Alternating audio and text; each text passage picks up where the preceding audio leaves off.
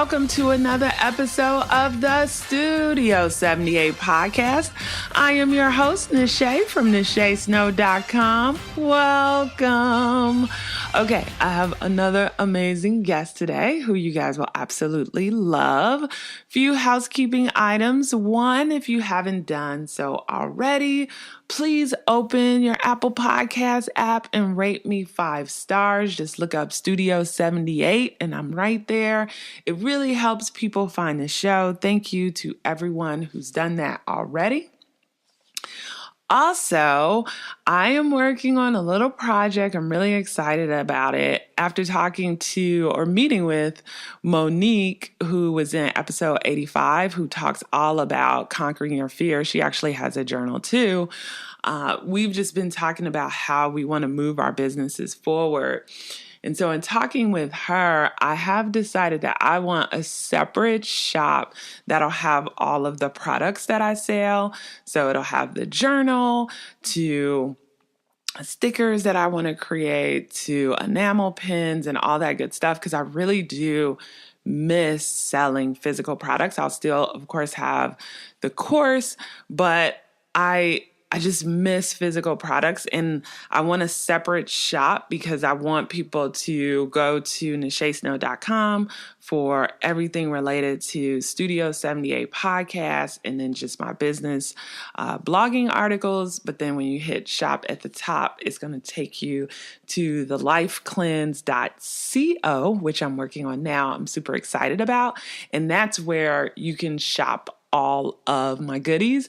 So the designer in me is super, super excited about it because I'm like, I could put all the things I make on there, from stickers to t-shirts to enamel pins to the journal, all of the things on there, to include the only soft product or digital product, which will be the course, but it kind of neatly separates the podcast and then the actual physical product. So I'm still noodling through it and seeing how I want it to all play out, but I'm kind of excited about it, and I think it'll clean up my brand a little bit. So I just wanted to walk you guys through it. So as I learn different things, good or bad, from what I'm doing, I can share it with you guys, and then you all might be able to also apply it to your business.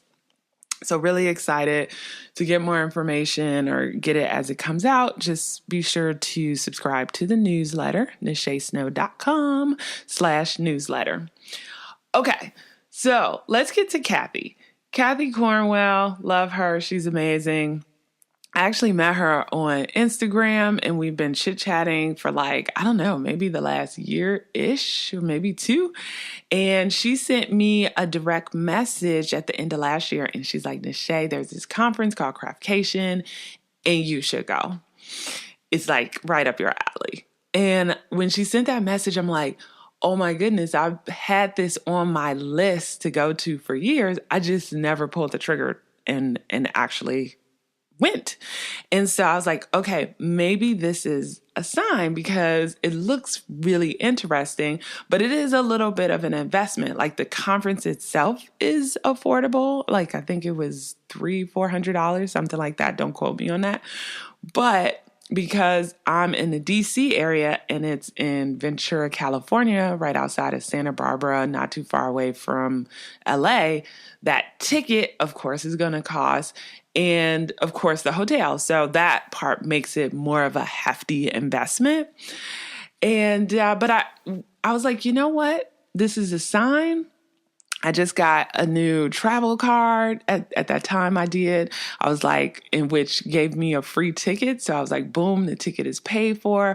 All I need to do is pay for the conference ticket and a hotel. So I was like, let's do it. I told myself I would invest in myself every year, and this will be my 2019 investment. And I tell you guys, I'm so glad Kathy sent me that message, because for me, it was one of the best conferences I've ever been to. And I've been to a lot of conferences, probably over 10 in my career, like a lot. And this is the first one that I've paid for, but I just really, really enjoyed it. I'm like, these are my people, creative people and business people, like all together in one place. It was amazeballs. So, anywho, I'm just so glad that she was able to do it. So, at the end of this episode, we just talk a little bit about the conference, just in case maybe these are your folks too, and this is the type of conference you might want to invest in the future. But it really had an impact. I made some really good connections. I mean, already you guys have heard me interview several people from that conference. I met so many amazing people. I decided to change my guest list for this season. And now you guys are really hearing, for the most part, not everybody, but a lot of guests are from that Craftcation conference. I mean, so that's how much of a huge impact that conference had on me. It gave me connections to these amazing people, but they're doing things that I knew would inspire you to do what you love too. So anyway, enough of me talking. Let me have Kathy tell you her story and also explain to you how she pivoted in her business to focus more on creatives. We talk a little bit about brand voice also. She gives some tips on, finding an editor, because essentially if you do have, like, even for my journal, I needed to hire an editor. I am terrible at grammar. I mean, I use Grammarly to keep me somewhat sharp now on my post and blog articles.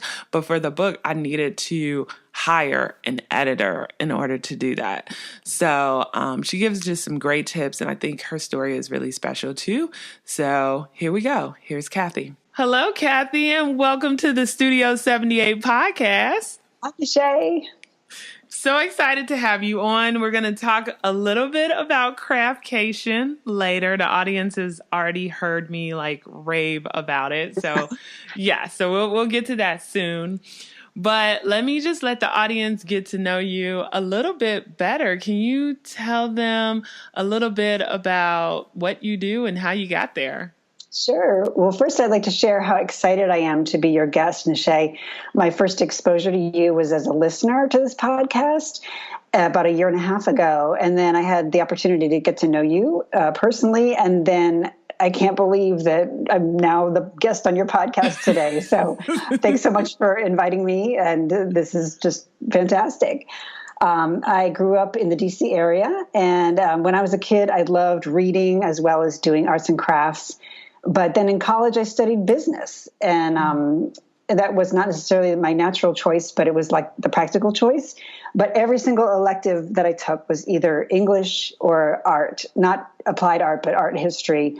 And those are the classes that I remember fondly. And when I graduated college, it was during the recession in 1990, and I was not having a lot of luck finding my first job, but I also don't think I was pursuing it wholeheartedly. I think my motivation was kind of low. I was kind of fearful of joining the office job world. I was just very ambivalent about it. And so I was biding my time and working in a shop in Georgetown that sold these beautiful handmade crafts from Mexico, earning a whopping $6 an hour, and just kind of in a holding pattern, much to my parents' chagrin. And one day on my day off, I won $5,000 on a radio contest. They said, when you heard Pink Floyd Money, be the 10th caller. And believe it or not, I was the 10th caller. And so this was so at that age, this is this crazy windfall. And I didn't know what I was going to do with the money, but I knew I wanted to use it to somehow change my situation. So about a month later, my mom and I were at the mall, and I saw this beautiful handmade glass paperweight. And my first thought was, I want it. But then I thought, no, I want to learn how to make it. And so long story short, I used that $5,000 to take me on this 2.5-year journey to learn how to blow glass, work with glass blowers to help them create their work, be their assistant, and help them, set up and break down at craft shows, including really high-end ones like at the Philadelphia Convention Center.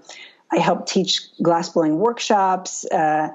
And I even lived in a barn at one point with a glassblower in New York State. So I really got an understanding of how these craftspeople lived and made their living. And this was even pre-internet. So this was, they had even more limited, ways of making selling their work than they do today. It was a really great adventure. But in the end, I decided I didn't want to make my living as a glassblower. And I came back to DC and I got my first, quote, real job. And so then after that, over the years, I worked a number of different jobs that used my English skills and my people skills and my business skills. But on the side, I've always dabbled in crafts as hobbies. I did rug hooking, quilting, a little sewing, doll making, pillow making. I mean, you name it. A lot of fibers, it sounds like. But I tried a lot of different things. Resin, always just loved it. And I would sit in my cubicle and sort of dream about making a living doing that, but it never came to pass. I always longed for a way to somehow bust out of the cubicle and marry my love of craft and makers of craft with my other skills. And I've worked as an editor off and on since the late 90s, both in-house and freelance. And then in recent years, I found myself spending lots of time reading craft books and craft blogs. And I thought to myself, this is the content that I want to be editing. Not so much content that I was editing, which was a lot more dry. It was not it was not my passion. And so I decided to pivot my freelance editing to focus solely on creative clients. And in that way, try to achieve harmony between my passions and my skills. And so I haven't looked back. It's been a really great transition. And I love my clients and I love doing this kind of work. Wow. So how did that look transitioning? Because I know there's probably like some people out there who might also be editors and, maybe they're like editing, I'm just making something up, like scientific books or something. And they're like, oh God, I'm going to die. I really would rather do something more creative. So how did that, how were you able to shift? Did you, was it just like switching jobs or getting customers on the side while you had a full-time job? But how did that look for you? Sure. And I think this can also translate to other types of careers because there are lawyers and bookkeepers and accountants and other sort of service providers that focus solely on the creative industry. And I mean, it's a small niche. And so, and it's not necessarily the most lucrative niche, but you never know. There's photographers even that, for example, there's one person who photographs quilts and people mail their quilts to this person. Obviously, I think she's got a quilting background.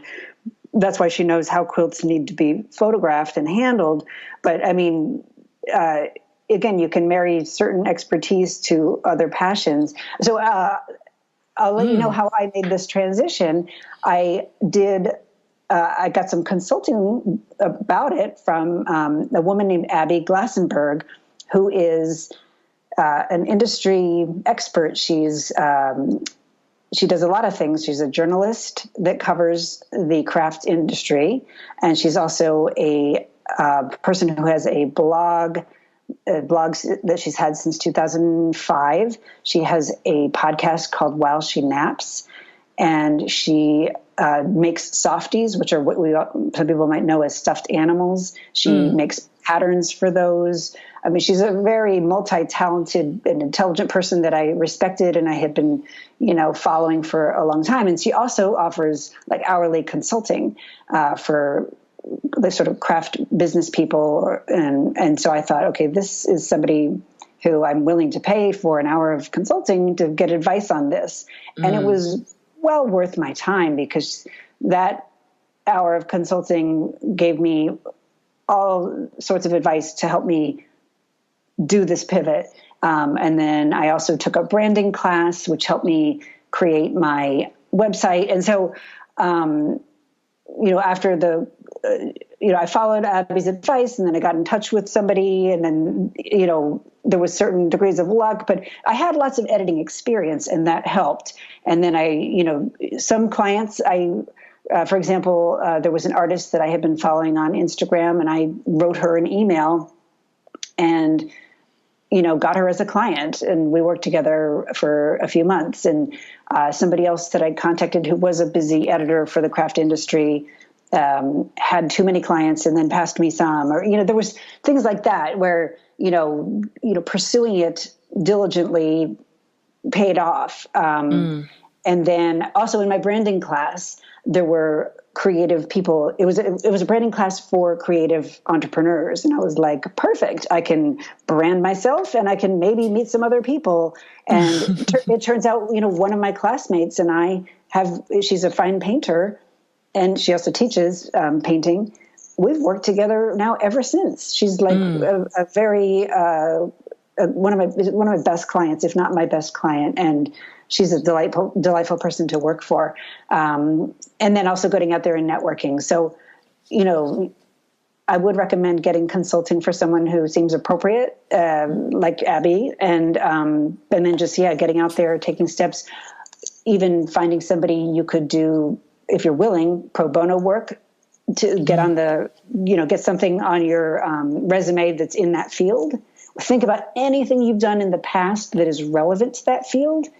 And branding yourself appropriately, like finding out if it, assuming that it is your passion, network within there. Let's say you go to your knitting store all the time, find out how you can use that to make that transition. So, and then also going to conferences, like we're going to be talking about Craftcation later on. I mean, part of my reason for going was, yay, I get to learn some new crafts, but I'm also going to meet a lot of potential clients, or I'll let them know at least about my business. No, I feel like those, that was a powerful like coaching session because you got like your website, you wrote emails, you're like networking with people online, you're networking with people in person, but it sounded like just like you said, pursuing it, right? Like, okay, I want to make this happen. Let me connect with the people that I really want to edit for. And, the more I put myself out there, the more of the right clients that I'll, attract and get, which is pretty cool. Right. Yeah. The branding workshop was not with Abby, but I did it all within the same few months, and things got launched. And again, this is the kind of business that takes a long time to sort of spread. It's not the kind of thing where you have a million customers, but I do think that anybody who wants to make this pivot can do so. Yeah. And then just to go back a little bit, and I'm still amazed that I was like, oh, wow, you learned how to like blow glass. That was like, I never knew that. That was like, wow. That was super fun. And, it's funny too, because I really enjoyed actually assisting. It's a 2-person process to blow glass. You can do some solid things by yourself, but if you're doing something big or you're doing something hollow, you need somebody to assist you. And I really enjoyed that aspect of it. You're working together, and when you worked with somebody regularly, you got to know sort of their cues. And I enjoyed that. Some people would assist just like, oh, I'm doing it because then they'll assist me, or I'm just trying to make extra money. But I really liked being an assistant because you're anticipating their needs and you're like watching them. And there's something about me, I think, that likes that. And I think that's part of why I like serving as an editor for these creatives, because it's similar to that. This content is their baby, and you're helping them to make it and then put it out in the world. It's not my creation, I don't know. I really like working with somebody to create something. And then I was going to ask you too, because, you said, of course, after like doing a couple of years of like the blowing glass and, helping people out, you had like your maybe more of a traditional job, but you were doing other things like rug hooking, quilting, doll making. But a question I often get from people is like, oh my God, how do you find time to do all the things, like all your hobbies while working full time? So, how were you able to like balance it, like still come home and be like, okay, I guess I'm going to work on this quilt today? Yeah, I think I remember doing it mostly on the weekends. And I guess, I don't know, I didn't have, I don't know. I just always fit it in somewhere. It also would go in fits and starts. There were some projects that lingered for years.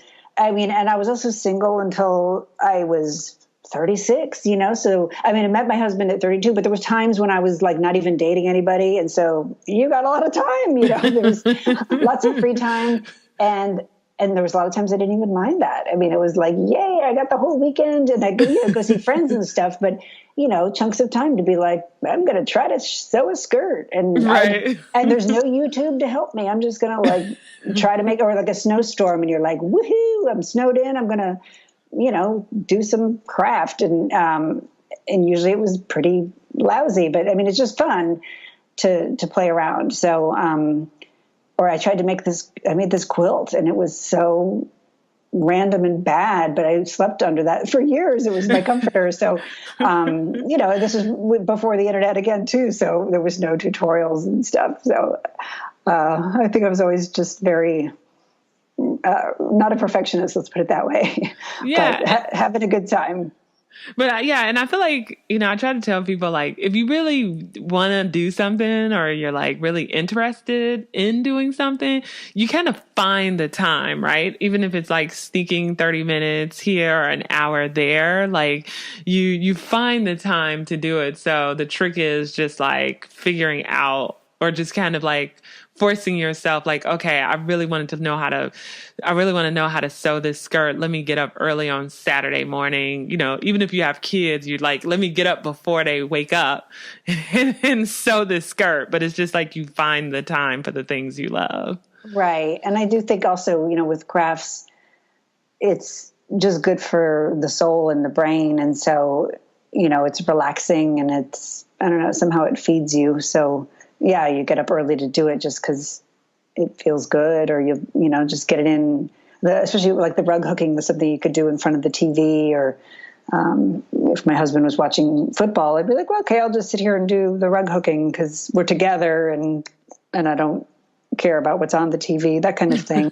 Right. So yeah, it's always felt good to do something like that. Okay, so going back to the editing, we have a lot of creatives out there and they're, writing their own books or creating journals, writing blog content. What are some of the common mistakes that you see when you're editing things? I would say, so people come to me when they've got like what I would call high stakes content, right? They've written a book, or they're, self-publishing a book or a course. They're doing a launch or a press pitch, something that they've really invested, significant time into, and they've got a lot riding on it. And so they're like, it's like getting a stylist, if they're going to an important event. And so I'm really giving it like a once over. Things that are, a lot of times you're putting something online, like a Instagram post, little mistakes in that, it doesn't matter. But something that's more important, obviously, you want it to be perfect. Again, like when it's something that matters, you do want it to be kind of perfect. One thing that I've had to get used to is like nowadays it has to be conversational. And so that's something I've had to I have to overrule like the English teacher in me that's like, oh, but so, even if it's not like things don't have to be grammatical anymore, like a sentence and things like that, because it can be like, catchy and it can be conversational, and it really depends on the voice of the artist or, or crafter that's talking. But what I do see is people like throwing in a lot of random commas. Commas can either be underused or more often overused. So a lot of times I'm like taking out commas left and right because it really makes it harder to read. They're putting in commas, put in pauses, and a lot of times they don't belong there. And I understand it can be confusing to figure out where to put their commas, and just little stuff too, like dashes. I don't know, little things. I feel like I'm very much like a copy editor. I mean, I pick out tiny things, extra spaces, little dashes that should be M dashes, which is a long dash, because that's a big difference. Mm-hmm. A dash is a hyphen, hyphenating two things. M dash is, indicates like a pause. It connects things. So those are things. Also, sometimes people use too many words, or there's too many added information. We can chop it down. It really depends. Sometimes they're not keeping the end user in mind, and that's sometimes where an editor comes in handy. A lot of time, if I'm looking at a book or instructions, or even any copy, a launch, I can see it as the end user's seeing it, right? Because I'm seeing it for the first time, and I can say, well, this part's confusing, or this comes off a little whatever, or what do you mean by that? And the person who wrote it is so familiar with it. They're like, oh, wait, what? I didn't know that. I didn't know that was not clear. And so it's helpful just to have the second party looking at it, with a critical eye. And I don't mean that in a bad way, but just looking at it analytically to help it be its best.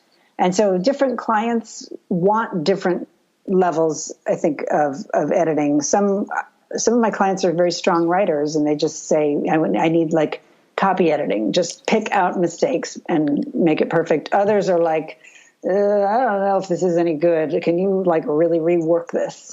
And needs some serious massaging and chopping and rewriting of parts. And that takes more time, but that's also, a service that I'm happy to do. Yeah. And one thing that you said I thought was very interesting is like the voice of the creative or the voice of the crafter. And I think sometimes people struggle with that too. Like they're like, well, what does that mean? So for you, what does that mean when you say like voice of like the creative or crafter or maker? Well, when you put out content, that is your voice, right? It is speaking for you and your work. And people sometimes feel like they need to get really catchy and sound really hip and cool. And maybe they are really hip and cool. And in that case, I got to get into that frame of mind and be like, hey, okay, especially if I'm like sort of doing writing on their behalf or editing it. I have to, keep it hip and cool, or snappy, snazzy. Or I also have, one client who, she has quilt patterns, and here's her description. And then she, it's going to be on the back of the pattern, and I have to make it more salesy because that copy is going to sell it. And so I don't make it hip and cool, but I make it like this pattern is going to be really fun. It's exciting. Like I have to make it sell itself. Why is this going to be the pattern that this person will choose when they're standing at the quilt shop selecting quilt patterns? Or why, for her class descriptions, quilt guilds look through different teachers and different teachers' offerings, and they decide to hire at hundreds of dollars to choose a quilt teacher to come to their guild and teach for a day or 2 days or 3 days. They pay for their travel. They do all this stuff.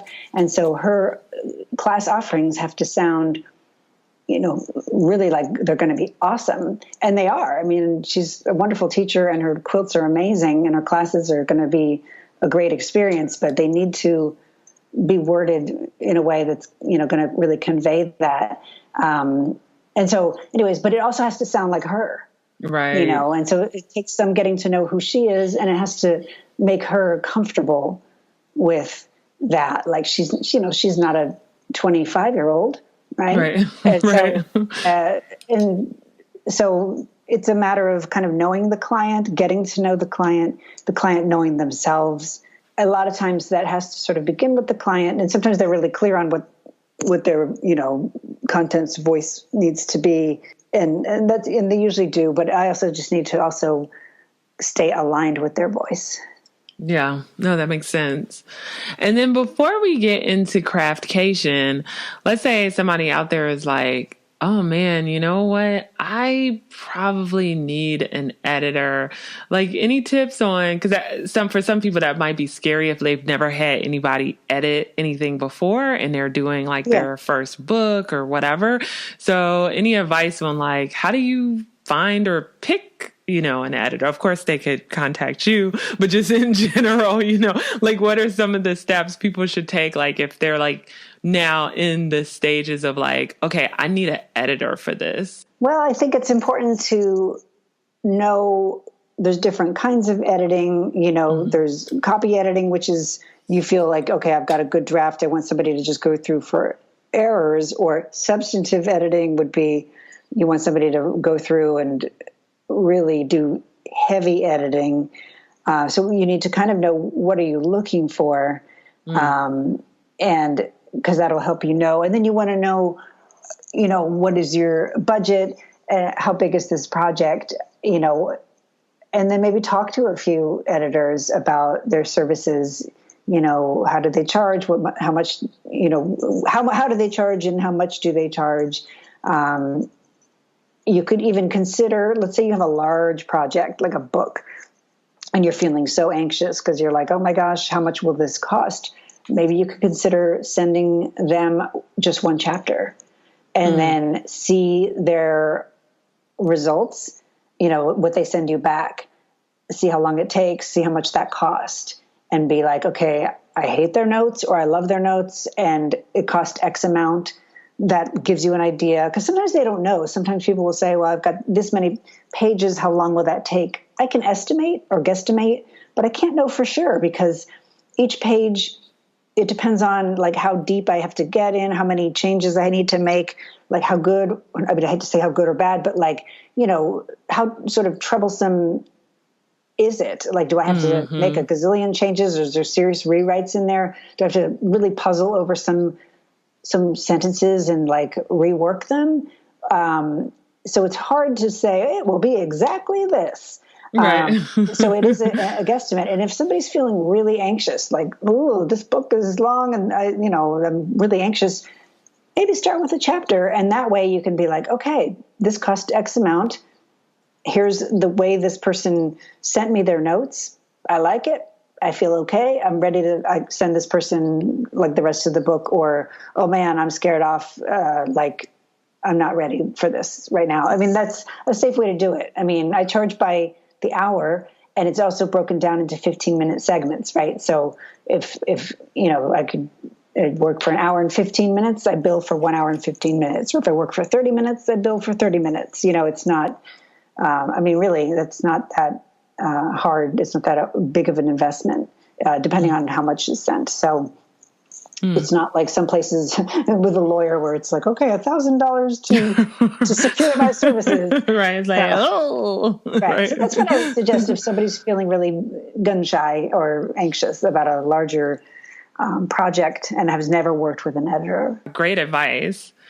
And then I just wanted to talk a little bit about Craftcation. So probably in the intro of this episode, I've already told people like, thanks to you, I pulled the trigger and was like, okay, I am going to this conference. So this is great. I know, because I saw it. I was like, you know what?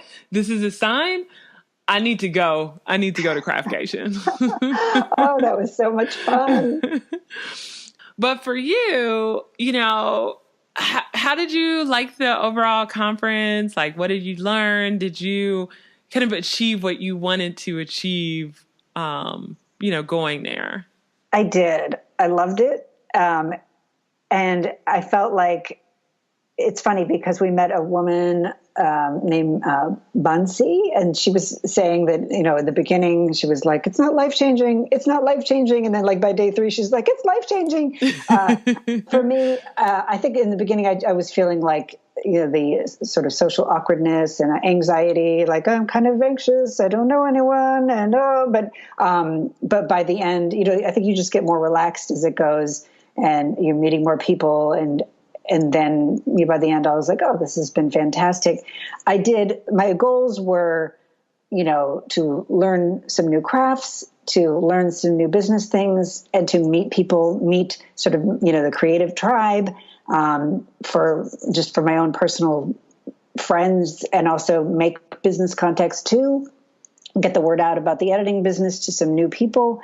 And I achieved all those goals. I mean, I learned how to do screen printing, and I made a fabric bracelet. I carved a rubber stamp, took a painting class. I mean, they did all these different things. I made marbled leather coasters. I mean, all these things were new and fun. And then I went to some amazing business sessions, and then made contact with people that I'm still in touch with. it was all just fantastic. I loved it. Loved Yeah, it. I think so too. And I think the great thing about it, because as someone who's gone to a lot of conferences, it's interesting when you go to a conference that I don't know how to say it, like where it's like, okay, these are my people. Like that's what I felt like. Oh my God, I'm at home with people who get like crafting and making is amazing, and they'll do it at whatever time in the morning to late at night, like they'll go to Yes. Michael's and spend a ridiculous amount of money to learn how to do something they've never tried before. I'm like, these are the people that get it. And I'm like, it's just so refreshing to go to a conference where you're like, oh my God, okay, these are my people. That's how I felt too. And it was also super friendly. And there was a wide range of like ages and different types of people. It wasn't like everybody all dressed up to the nines. It was just very like accepting. Yeah. And I loved that vibe. That was like, this is the place for me. I loved it. And that's what I was looking for too, is just like a comfortable, accepting, welcoming conference. And I thought they really did a good job of making it that way by doing a session on the first day for first timers, which I went to because I was like, I'm a first timer. I want to meet people. And they did other sort of smaller sessions that made it easy to meet people, like the little, I went to a runners or walker, like runners/walkers thing. And so I thought, okay, that's a good way to do something I like and also meet people. And you didn't have to go to everything. I just thought there was so many good ways to just have fun, meet people, learn stuff. It was perfect. Yeah. And I thought it was good for people who are introverts or extroverts. And even though there was almost, I believe, 500 people there, it never felt that way. Like, it was funny. Right. Somebody was like, oh, from your pictures, it didn't look like there was that many people. And I was like, that's because at all times there was like 4 or 5 sessions going on, and the sessions were like, 15 people. So it wasn't 15 to 20 people. So they were like little small sessions, but there were so many that the hallways were never extremely crowded. Like, I feel like the way they planned the sessions out were perfect, because I never felt like I was like pushing through people or getting lost because I couldn't find some place, or they couldn't find someone to ask like where a room was. It just felt like open and airy, but I don't know, but enough people kind of walking with me where I can be like, hey, what's your name? What are you here for? It was just a perfect networking environment. Yes. And it was very well organized. And easy to rub elbows with everyone and meet people. So that was good. And I think it's true. As kind of an introvert, I was surprised. Initially I thought, I going to go to these dance parties. And then when I was there, I was like, I'm not going to those dance parties. I'm done. But then, I had a great time going to the other, events and some evening events, but just like not the more crazy things, but there's just no way you can go to all of it, or you'll just exhaust yourself too. Right. And there's a lot of just fun things. So I'm very excited to go next year, and I can see why it's just such a loved conference. Yeah, I 100% agree, because I feel like I made some really good connections with people there that I'll probably, some of them talk to them for years to come, right?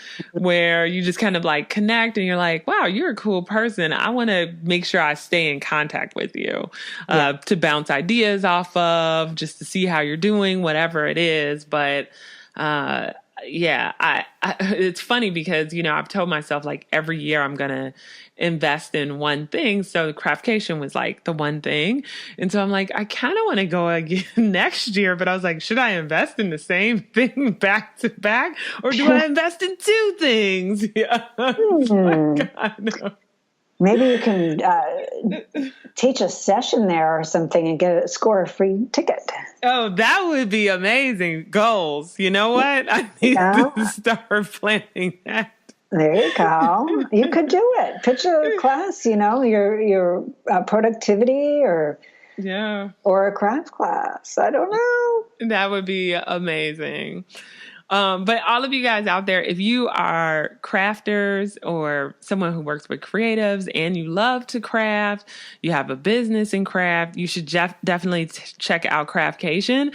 And it was interesting because I feel like the age range was like from 30 to like 65. And, I met women there that were like, I don't have a business. I'm just here to learn all the crafts. To other women who were like, and then there were other women who were like, no, I'm kind of really here for the business stuff because I'm trying to grow my business. And then I might sneak some crafts in here and there. So, I mean, you could totally be on opposite ends of the spectrum or right in the middle. Cause I feel like I was in the middle. I wanted a little bit of business, but making too. But as long as I feel like you're a crafter, it's a great conference to go to and invest in. I agree. I met quite a few hobbyists, and then some hobbyists who were like, I might make a business. There was a whole variety. And then there were some people with pretty like well-known businesses or quite well-established, some people who like are regularly on TV, who were like presenters and stuff. And so I think lots of people who are great to learn from. If you're in the business, in the business side, you've got some great mentors there, and then just all around great people to meet and just have a good time with, because we are all on the same crafty vibe.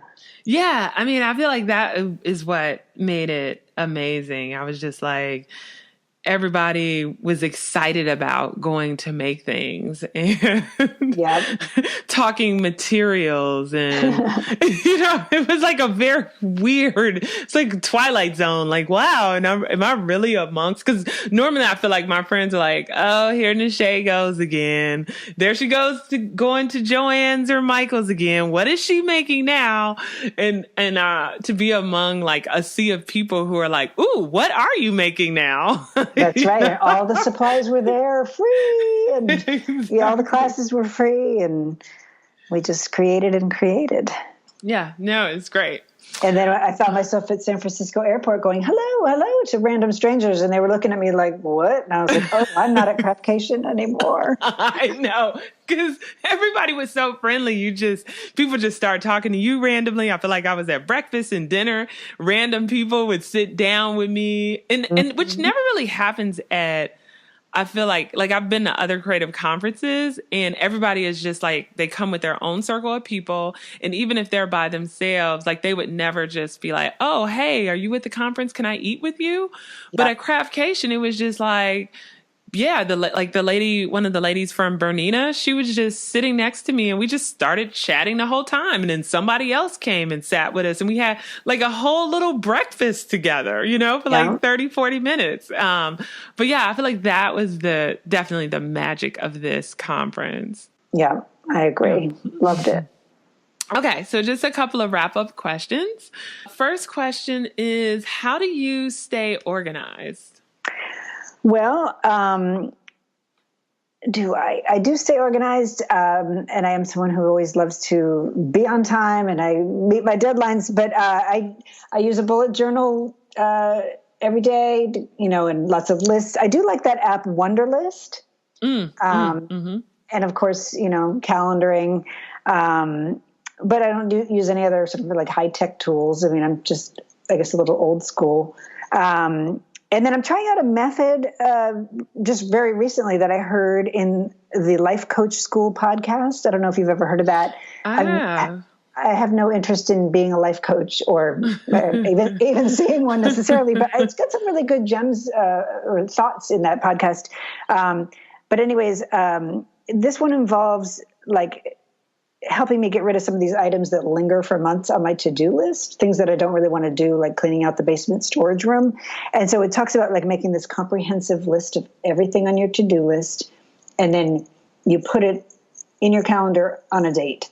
And so like when that date comes on your calendar and it's like clean out the basement storage room, it's like, okay, well, I guess I know. And not only just on the date, but like a block of time. It's like, okay, from 4 to 6 today, cleaning out that storage room, vacuuming it, doing whatever. And and it's an obligation to yourself. And I want to try that because I'm tired of having those little jobs that, they're not so critical, like nobody's going to come and inspect my basement storage room, but those bother you. So that'll help me, I think, feel even more organized. So I'll let you know how that goes. Yeah. And I'm a big bullet journal person too. So I'm all about the pen and paper. I mean, I use like Calendar 5 too to like, I think that's where I block my time. Like I'll write stuff in the bullet journal and just document my day. So even if it wasn't planned for today, but I did it anyway, I make sure to go back in the bullet journal and add whatever things that I did just so I can see like, okay, you know what? These are the extra things that I've accomplished. But I also make sure as I'm planning my week, if it's something that I'm like, okay, Nache, like I have my nieces coming. So for this past Sunday, I gave myself a 3-hour block of time to like clean the house. And I was like, okay, you said you're going to wake up and at 8:00, you're going to start this 3-hour marathon of like cleaning the house, but it was like, it was on the calendar. I've dedicated myself to it. I know it needs to get done. Like, it's like, okay, I treat it like a meeting and I just get it done. Yeah. Right. I think that's good because you need to be like, here, it's time. Like, if not, it's so easy to just push things ahead, or it becomes like, I don't know, you do something else and it gets later and later, and then you have stress that way if it's not there. So it's better to just be like, okay, it's time. Let's do it. Yeah. And then, so my next one is, do you have a hobby? I do. I love to go hiking with my wonderful husband and our sweet doggie. Neat. So we have a place to hike right near our house. So that's just really nice. And then my most recent like crafty hobby is doing mono printing with gel plate. Oh. And I'm going to be taking a class at the end of the month to try to like learn more techniques, because I learned how to do this online and also by like trial and error. And so I want to get better at it because it's super fun. It's very forgiving, and like it involves a lot of just exciting results where you're like, let me try this. And then you do it. And then you kind of never know, or I never know what I'm going to get. And I'm often just so surprised and excited by the results. And and where can the listeners find you if they're like, we love Kathy and we need an editor? We have this amazing book coming out. How do we get in contact with her? I'd love for them to get in touch. My website is www.Kathy with a K, Cornwell, CORNWELL.com. And I'm on Instagram at Kathy.Cornwell.editor. Perfect. Thanks again, Kathy. I am glad you came onto the podcast. Just say thanks so much for having me. I'm glad I came too. Okay, folks, that's a wrap. I hope you guys enjoyed that episode. If you did, tag us over on Instagram. I'm at Nache Snow, and she's, of course, at Kathy.Cornwell.editor. We'd love to hear from you. All right. And I think she gave some great tips about finding an editor. So definitely think about that if you have any major products coming out, like a book, you're putting out something like a quilt pattern or a brochure, have somebody else take a look at that content. It really, really helps polish up what you're putting out and makes your product more professional. So just something to think about. And, I love her idea of kind of like a try before you buy, like have them maybe just edit a small section just to make sure that you like their editing style and that they're a good fit for you. Well, that's it. Please share the episode, and I'd appreciate it if you could rate me 5 stars on iTunes. It really helps the show. And I will be back next week with another amazing guest. And until then, I hope you all have an amazing and beautiful week. All right, take care. Bye.